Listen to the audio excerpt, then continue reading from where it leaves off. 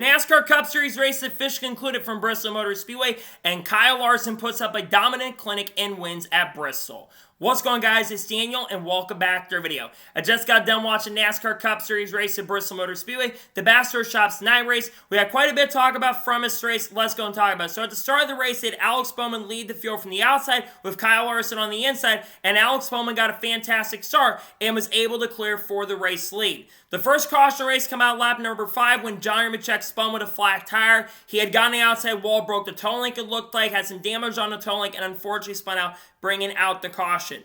So then on the restart, you had Alex Bowman lead the field from the outside with Kyle Larson on the inside, and Alex Bowman got a fantastic restart and was able to clear for the race lead. He would continue to dominate for the next 15-20 laps, and then Kyle Larson emerged and took the race lead on lap number 33. And pretty much from this point, Kyle Larson would dominate. He would start lapping a lot of guys. He put Daniel Suarez a lap down on lap 61. Then he put Kyle Busch a lap down. Then he put Harrison Burton a lap down in 86, and then brought Brad Keselowski a lap down. Meanwhile, he had a really good battle between Chase Briscoe, Denny Hamlin, Ty Gibbs, battling back on lap 115. But it wouldn't matter at the end, as Kyle Larson would come off the corner and win stage number 1. Christopher Bell would also clinch his way in the playoffs, getting enough points. And then all lead lap cars would then come down pit road with Kyle Larson winning the race off pit road and Ty Gibbs getting a massive penalty for speeding on pit road, with Zane Smith also getting a penalty for pitting outside the box. So then on the restart, you had Kyle Larson lead the field from the outside with Christopher Bell on the inside, and Kyle Larson got another fantastic restart and was able to clear it for the race lead. He would continue to dominate for the next 100 laps, and then the next incident of the race would happen on lap 236 when Harrison Burton would go to the garage and end his playoff hopes. He basically had a power steering issue, was complaining he had no power steering. He would go to the garage, ending his shot at the playoffs. Tough fight for Harrison Burton, all honesty. Harrison was basically like a dark horse going in anyways. There wasn't really going to be a shot, unfortunately, for him to basically make the playoffs, sadly. But nonetheless, he did, unfortunately, lose a shot at it. And then a few laps later, on lap 230, 44, 245, the next caution race come out lap 243 when Joe Logano spun from 12th exiting turn number 2. I think there was some contact with Corey LaJoie after Logano maybe got in the outside wall. He got loose off the corner and spun into the inside wall. We saw a little strategy where Tyler Reddick would basically stay out while everyone else would come down pit road. And then on the restart, Tyler Reddick lead the field from the outside with Kyle Larson on the inside, and Kyle Larson got a fantastic restart and was able to clear for the race lead. He got a little bit of a lead, and coming out the final corner, Kyle Larson would go ahead and win stage number 2. And at this point, Alex Bowman will also lock his way into the playoffs. Meanwhile, Tyler Reddick also came down pit road during the caution. So then on the restart, you had Kyle Larson lead the field from the outside with Mark Truex Jr. on the inside, and Kyle Larson got a fantastic restart once again and was able to clear for the race lead.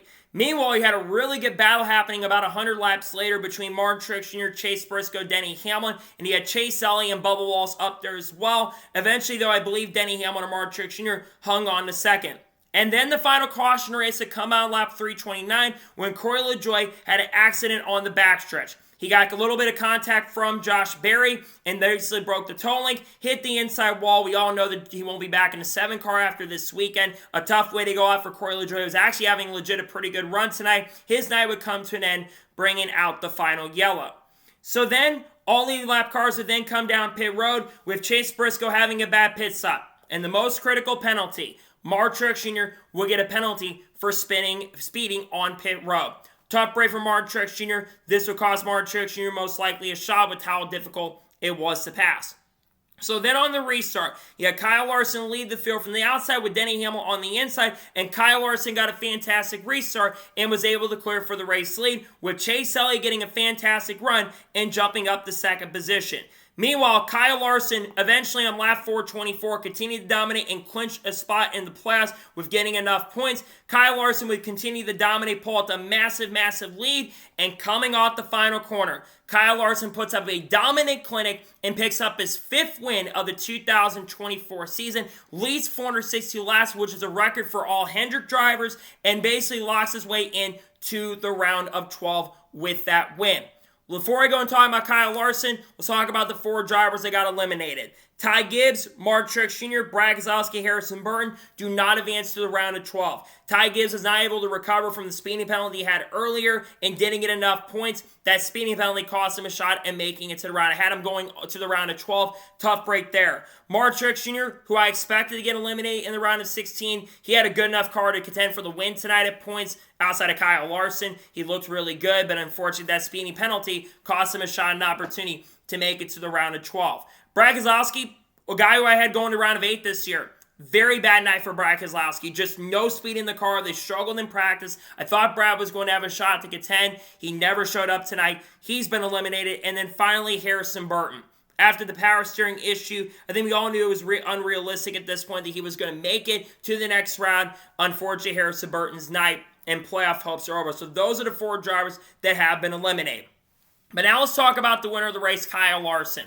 Pure domination tonight. That is one of the most dominant races I've seen, probably the most dominant race Kyle Larson has ever had in his NASCAR Cup Series career. He didn't need to come in this race winning. He dominates. Wins stage 1, wins stage 2. But as a Kyle Larson fan, I've seen this same song and dance many times before. He dominates a race and it goes away for him.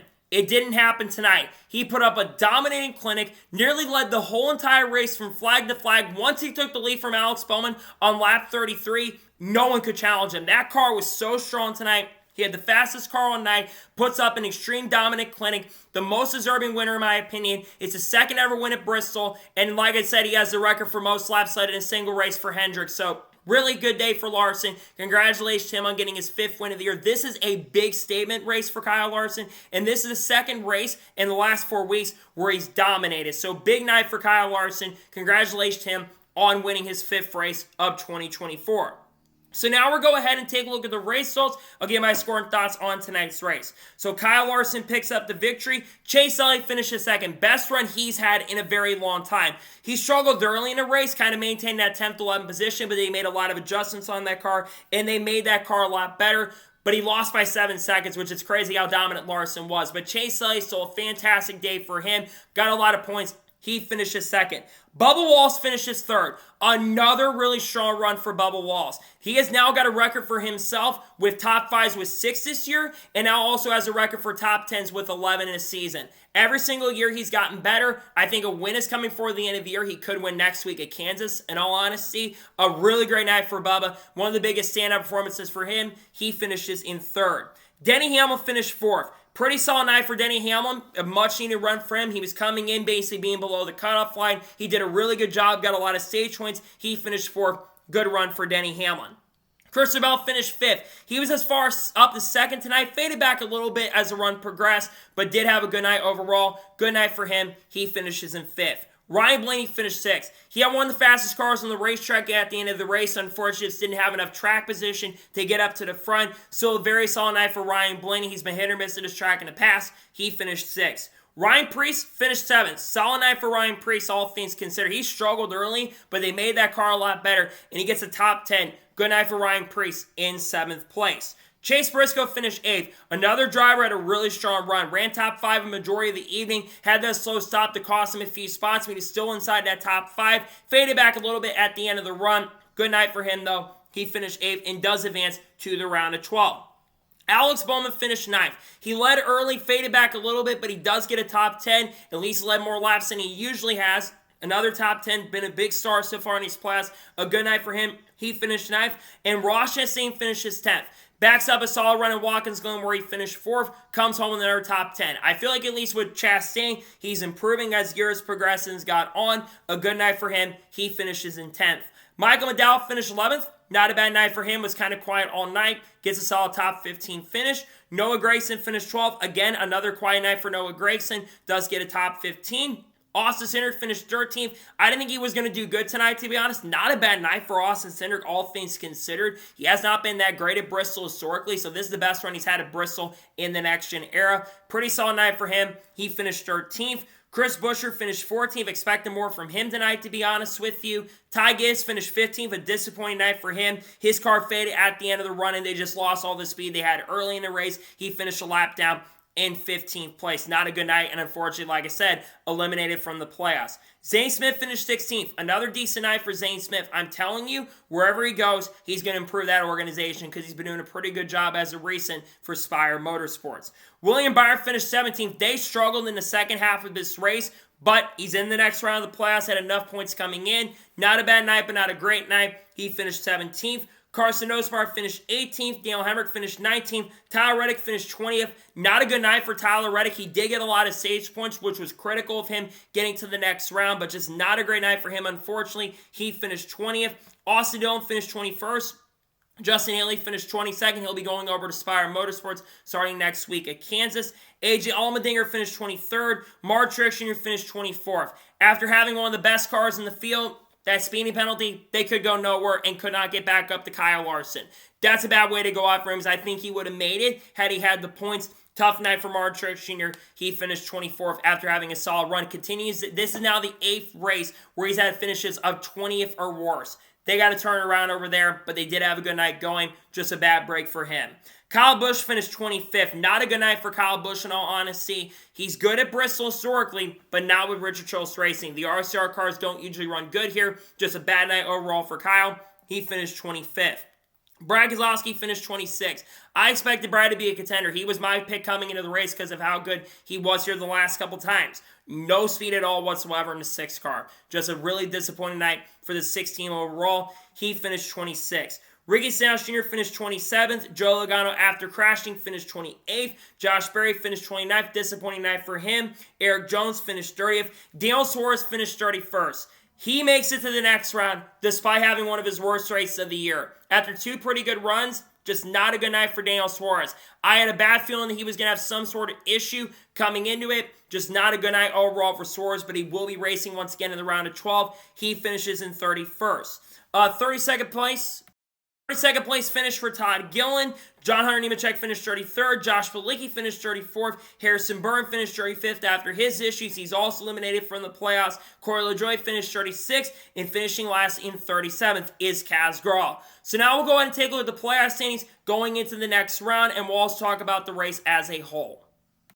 Now let's go ahead and take a look at the playoff standings at the beginning of the round of 12. So Kyle Larson will start 39 points above the cutoff line. Christopher Bell is 24 points above. Tyler Reddick is 20 above. William Byron's 14 points above. Austin Cindric is 11 above. Daniel Suarez is 7 above. Alex Bowman is 6 above. And Chase Briscoe is 4 points above. The guys below, actually no, Brian Blaney, is 11 above. Austin Cindric is 4 below. Daniel Suarez is 6 below. And then I got a couple guys below. I think Chase Briscoe 7 points below. And there's someone else below that cutoff line as well. So now let's talk about the whole race as a whole. I'll give my score and thoughts on tonight's race. I'm going to be real and honest. As a Kyle Larson fan, I'm definitely happy he won. But the race itself was not the most exciting. It's no secret that next-gen races at Bristol have usually been pretty good. There's a lot of talk coming into the race about the tire. But then I remember it was cooler in the spring. When at night, especially in the summer, when the temperatures are a lot warmer, the tire doesn't wear. The tire did not wear at all tonight, and it was super, super difficult to pass. And eventually became a top feeder track. They applied PJ1 at the bottom of the racetrack, and it did not help the racing at all, in my opinion. It helped when you had a good battle back there on lap 320, but really outside of that, it wasn't the greatest racing in the world. I've seen worse racing than this for sure. This is not as bad as like Martinsville in 2022 or even Martinsville earlier this year, but it was the most exciting race overall. I'm going to give tonight's NASCAR Cup Series race at Bristol Motor Speedway, I'm going to give this race a 5.5 out of 10. Again, it wasn't the greatest race in the world, in my opinion. It could have definitely been better. They still got to work on the short tracks. I understand that this is the intermediate package you're using. I don't know what solution you can do at this point, but not a great race overall. My score is a 5.5 out of 10 for tonight's race. So, that is going to be our tonight's NASCAR Cup Series race review from Bristol Motor Speedway. I want to thank you guys for watching. Please subscribe to the channel, notifications on, so if I win a video, thus go live on my channel. Follow me on Facebook and Instagram and support my Patreon as well. Let's go below that and comment your thoughts below on tonight's race. Your thoughts on tonight's race, let me know below. Let me know your thoughts in the comments below. And congratulate Kyle Larson on putting up a dominant clinic. Let me know your thoughts in the comments below. Tomorrow on the channel, we're going to have this 2025 NASCAR silly season predictions. And then on Monday, we're going to have 2 NASCAR news videos where we're going to break up all the stories from the last 4 or 5 days on the channel. We'll talk about drivers like SVG and Haley Deegan, probably part of that as well. And we have a lot of great content dropping over the course of the next couple of weeks as we take you guys to Kansas Speedway. And remember, on Tuesday, my 2025 NASCAR Xfinity playoff predictions are going to be coming out. So anyways, like I said, I want to thank you guys for watching tonight's episode. And I'll see you guys next time for more great, awesome NASCAR content and other motorsports content on the channel like this. Take care, everybody.